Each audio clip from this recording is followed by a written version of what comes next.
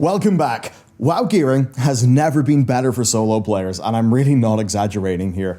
Patch 10.1 has fundamentally changed the game, with more content than ever being relevant to you, and a massive stack of gear sources. And also, I've got another killer new source of gear that has totally went under people's radar. More on that later. Much of this, of course, is backed up by the new upgrade system, and I'm not going to fully re-explain it here again. I've already made a full video on that, but for the purposes of solo gearing, here's the TLDR. All new gear can be upgraded. Every bit of content in the game drops flight stones, which are a bit like justice points. They've got no acquisition cap. Better upgrades need crests, though, where whelpling crests are pretty damn common, while drake crests are a good bit less common, mostly being from weekly sources. And now that you know that, let's get stuck in, first with a special announcement. Our debut game, The Pale Beyond, has got massive news. We are part of Ludinaricon on Steam from May the 4th to the 8th. Number 1, we're on sale, 10% off. Number 2, during the event, you can play the game for free and now import your save from the free demo into the full game during these next 4 days of the event, so you won't need to replay the prologue once you play the demo, which people tend to love, and then buy the game. 3, we've dropped a big update. It overhauls the game's difficulty. We now have classic mode, which is what we shipped with, normal mode, which is rebalanced and I think more fair, and then hard mode, which on the basis of our rebalancing is, tuned a good bit harder. And with how Pale's content is, with what happens to characters, if you had a perfect or near perfect run the first time you played the game, then absolutely give it a shot on hard. You will see more and different, unique character content depending on who lives and dies. Recent reviews, by the way, have been between 93% and 94% on Steam now that some of those launch quibbles have been fixed, which we're thrilled about, and the game's never been better. So, to hit it up and get the 10% off during this event, click the Steam link down below, and that discount also applies to our digital art book and soundtracks. Okay, the first thing for you to know, the game tracks your highest item level in any given slot account-wide. If an upgrade that you're making is below that highest on that slot item level on your whole account, then it will cost half of the flight stones, right? 50% discount. For example, my main has above 400 item level in most slots from the last season, and that means I can catch up my new characters with extreme ease. And also, wasting crests isn't a big concern, because on a single character, if you're upgrading an item in a slot that you've already got a higher maximum item level for, then it won't actually cost a crest. First up, the 10.1 campaign is worth doing. It drops a bunch of Explorer gear. This will have a fairly low item level, like 376 to 382, but of course you can upgrade it with Flight Stones, with Explorer 8 out of 8 gear being item level 398. And you basically get one bit of gear for every clothing slot on your character for doing the initial campaign, so I really recommend doing that campaign on your alts just to get that quick injection of gear. And of course, with the Flight Stone discount, this is a terrific starter boost for any new characters or alts or maybe even a new main. So that's a great injection of Explorer gear just from doing the campaign. You'll also get a bunch of Flight Stones for upgrades and Niffin rep, which is totally worth getting. Okay, the plan. What now? So, as per usual in World of Warcraft, we want to focus on increasing our item level generally as much as we can before we're doing those big weekly sources of gear, because in many cases, the quality from the weekly sources is dependent on what you've already got. And that means our first question is, what are our repeatable sources of gear? Patch 10.1 introduces Fyrakk Assaults, Zaralek Cavern Zone, and it updates many of the launch world content gear sources to actually match or be in line with patch 10.2. It generally won't be as good, but it is relevant. And what that means is that, say, the Obsidian Citadel Assault and the Ascara Feast and the Great Hunt, those actually drop 10.1 items, they drop Flight Stones, and even Crest Fragments, which can be turned into crests that you'll need for upgrades. Don't worry about NPC locations, by the way, for any of these things. It's all tutorialized in-game via the initial campaign. And for your alt characters, nothing is locked. You can just fly down to the cavern and get going. So our first goal is to get all that Explorer gear, and our first repeatable source is Dragon Isles World Quests. Yeah, you can just do a scan of the regular Dragon Isles World Quests. You'll see ones that drop Flight Stones, some that drop Whelpling Fragments, and some that drop Explorer gear.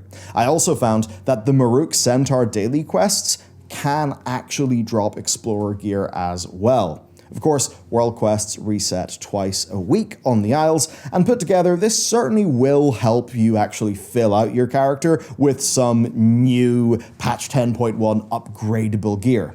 Now, I did check out the Forbidden Reach, and it does not drop 10.1 gear. It still drops the older stuff, but I actually do have a reason to talk about that later because it can be relevant still to solo gearing. Okay, let's get to the new content though. The Zaralek Cavern has a wide array of gear sources, ranging from repeatable to weekly. Now, the repeatable cavern content can drop both Explorer gear, very commonly, and a bit less commonly, Adventurer gear.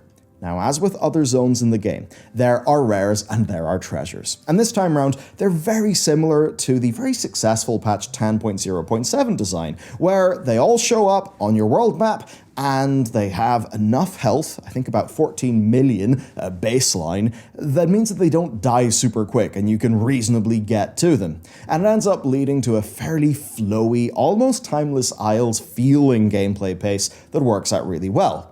Now, while you're flying around all this, you'll actually see public events that spawn in. These are similar to Fates in FF14 or the world events in Guild Wars 2. They appear in your map, denoted by a marker, 60 seconds before they begin, and they're designed for a few players to take on together. You don't need a group or anything, though, it's all just world content. Now, these drop everything you could want. They drop gear, they drop flight stones, and very importantly, fragrant coins. But more on those later when I cover the upgrade strategies. Okay, for now, though, gear is our main focus. The cavern has also got world quests, so obviously do those, as well as any additional campaign steps as they become available. Now, all of this repeatable content will have you swimming in Explorer gear with a few pieces of Adventurer gear depending on your luck. The Explorer gear at rank 8 out of 8 and Adventurer gear at rank 4 out of 8 will be item level 398, and up to that point, it will only cost you flight stones to make your upgrades, which makes this initial part of gearing very, very fast indeed. So, now that you know all of this general content, which, by the way, is what you do for flight stones, and how to quickly get a strong baseline of the new upgradable gear, let's then talk about moving beyond item level 398. So that Adventurer gear you got can be upgraded all the way up to item level 411, and it's the second most commonly gained sort of solo player gear in the game, with veteran gear being just about the best you'll regularly see, and there being a few limited ways to actually get champion gear, which has a max item level of 437. But let's be reasonable and go back to things. Okay, to get your adventure gear from rank 5 to rank 8, and to get your veteran gear from rank 1 to rank 5, you are going to need Whelpling Crests. And the good news is, these are actually fairly common. They appear in world quests, they drop from repeatable content, and they're just fairly abundant from the weekly sources. As an example, the Rare Elite World Quest that you'll remember from the base game to defeat the Jaredine Elites in the Obsidian Citadel, that actually can drop Whelpling Crest fragments as well as a bunch of flight stones.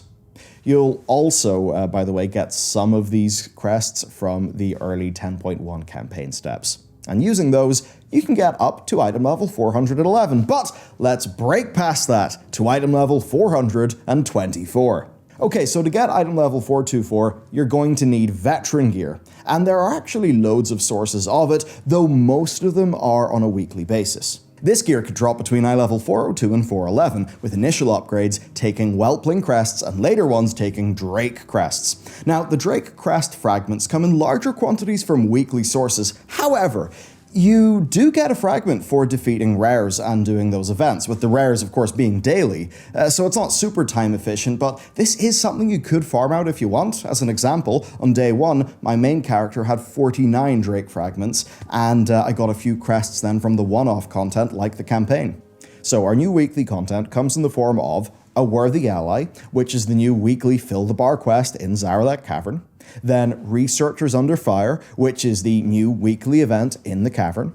There's then a Crest vendor with a limited weekly stock of crests, and Sniffenseeking, which is a new activity that you can do 3 times a week, and then Fyrakk Assaults. So let's dive into all of these. A Worthy Ally is really simple. You'll just complete this while you're doing other things in the cavern. Researchers Under Fire then is one of those big weekly events, like the Soup, like the Citadel and the Great Hunt, so you'll just look at it on your map and do it. And doing it, of course, can give you that veteran gear, flight stones, crest fragments, and more Fragrant Coins. And you know those public events that I talked about earlier? Those also drop those Fragrant Coins. Now those coins can be taken to this NPC in the Niffen village, and this NPC will sell you a total of 2 Whelpling crests and 2 Drake crests per week, so you'll always want to get those every week. Then our next big source is Sniffenseeking. This is essentially this patch's take on the Skara Vaults of patch 10.0.7, and to do Sniffenseeking you actually need dig maps. Now you can get 3 dig maps maximum per week per character. You get one of them for free, you get another one for completing a Worthy Ally, and the final one is purchased from the barter vendor. The barter vendor, you'll run into him when you're just going around the Zaralek Cavern in the Niffen village, and all of those different items that you use to actually buy things from the barter vendor, they just drop from doing Zaralek Cavern content, so there's not too much extra to go into. Now, the actual Sniffenseeking event is basically a kind of treasure hunt, puzzle room thing. You'll explore a bit, solve some problems, and open a variety of chests. These chests can drop gear, as well as flight stones, crest fragments, and other useful materials. That's a lot of gear, but it does not stop there, because we've got to talk about Fyrakk Assaults. These also drop veteran gear up to item level 411, and there's a few weekly sources within the Fyrakk Assault feature. So we've got a weekly world quest, a weekly loot chest, and a weekly mini-boss, all of which can get you good crests, veteran loot, and that weekly mini-boss actually guarantees you a full Drake crest as well. These are up 24/7, and they change from zone to zone on a daily basis. So go there, pick up the regular quests that you'll see around the place if you want, because you'll be killing mobs anyway, and just get killing. Your goal initially is to get 5 marks of Fyrakk. These drop from elite mobs, and they can also be created by combining 5 marks of Ingara, which drop from the regular mobs that you'll see in the area. Now, once you've got your 5 marks of Fyrakk, you want to use that on the Suffusion Crucible. Doing so will summon a mini-boss, and defeating that mini-boss will complete the weekly world quest, and also drop a key. Now, the weekly chest requires 3 of those keys, so just repeat the process until you've got 3 keys, and with that, you can open the chest and get another big old weekly source of loot. Then whenever you're in the zone, you'll notice the Fury of Fyrakk bar. Once that hits 100, you'll basically strafe the zone, and after that, a boss will spawn. Defeating that boss and looting it will give you an item that, spawns a quest, and turning that quest in will get you a Drake crest, which is really, really good. Then on top of that, of course, we've got our existing weeklies. You'll want to do the Community Feast, which, by the way, is design-wise vastly improved as of patch 10.0.7. The Obsidian Citadel, you'll want to do that, as well as the Grand Hunt and Aiding the Accord. Okay, then we've got group content that is Matchmade, like LFR, which does drop veteran gear, flight stones, and Whelpling crests, and also tier gear. And unlike in the past, that tier gear can be upgraded all the way to item level 424. I mean, that's basically normal mode, drop raid gear. I mean, that's really good. Definitely an incentive to get those Drake crests and do your upgrades. Also, of course, doing the LFR will fill up your Great Vault, and that'll be another nice weekly source of veteran gear for you. The World Boss also drops gear, though seemingly, at least on PTR, might be different in live, but it's item level 415, but it's got no upgrade path. I mean, it's good gear, but I'm not really sure why it works like that. So basically, that is the content to do. Be diligent and you'll eventually hit item level 424 by doing all of this. But you can, in fact, go further. I can't believe that basically no one's picked this up. Patch 10.1 has actually completely revamped the dungeon quest, where now every week there's a weekly heroic dungeon quest. It asks you to do 5 heroic dungeons, and now it gives you a piece of item level 415 champion gear and a Drake crest. Also, the Time Walking Weekly event, whenever that is up, it'll also get you a piece of champion gear. And while this champion gear is technically upgradable to item level 437, do remember that Drake crests can only take it up to item level 424. Beyond that, you will need better crests from basically other sorts of content, basically not world content. But if you want to make the jump, actually, your character can be way more ready than previous, stuffed full of upgrades, and making that transition into pre-made group content is just more smooth than it ever has been. So let's talk about moving up then. Look, it really is better. I mean, the champion gear that you get from those very limited sources, it hits 424 with Drake crests and 437 with Wyrm crests. Now, if you'd like to get all of your gear to item level 424 faster, then you can of course farm more Drake crest fragments by killing normal mode raid bosses and then doing Mythic Plus dungeons from +6 to +10. And I say that because this is a very achievable thing, right? I mean, especially with Mythic Plus, where Blizzard removed a whole ton of annoying affixes, they replaced them with less annoying affixes, they removed the seasonal affix, and they made it so that affixes kick in at Mythic Plus 7 and Mythic Plus 14, which is way later than previous. And this makes dungeons easier than in Season 1 and less complex, so they should be more approachable if you're someone who's perhaps a bit anxious about this type of content. I mean, hell, Mythic Plus 6 dungeons drop Drake crests, and they have 0 affixes other than, the weekly Tyrannical or Fortified, which is just great. Now, of course, beyond that, you will have to go into Heroic Raid and Mythic Plus 11 to 15, where, that's where you'll get the way better Wyrm crests. Now, on that, I mean, the Mythic Plus still is easier. Mythic Plus 13 only has 1 affix right now, whereas in Season 1, it would have had 3, including the Seasonal of Thundering, which there's no equivalent of this time round. Anyway, if you want to do that, you will get those Wyrm crests, and those will take your champion gear up to iLvl 437. Now, of course, if you're doing Heroic Raid and this higher Mythic Plus, you'll be getting better gear anyway that, yes, can be brought up to 437 with Wyrm crests, but also, if you can end up getting Aspect crests, you can get that gear up to item level 441. Okay, a few things to round us off with. Crafted gear. Here's the TLDR. For 150 Flightstones, you can purchase an item called an Enchanted Flightstone. This is used by enchanters to make a Titan Training Matrix 5, which, unlike the Titan Training Matrix 4 of patch 10.0, has no RNG component to it. And using this, the regular crafted gear can be crafted to a maximum of iLvl 395. A full set of that, or at least a few pieces of that, will be really useful, right? Because let's just say you've got that one slot, you just can't find any drops, you can fill it in with some crafted gear. Now beyond that, there is the super powerful crafted gear that is made using sparks, and it works similarly to patch 10.1. You get a spark every 2 weeks until the end of this patch basically, and this is what you need to craft the best crafted gear in the game. But also, you'll need an enchanted crest.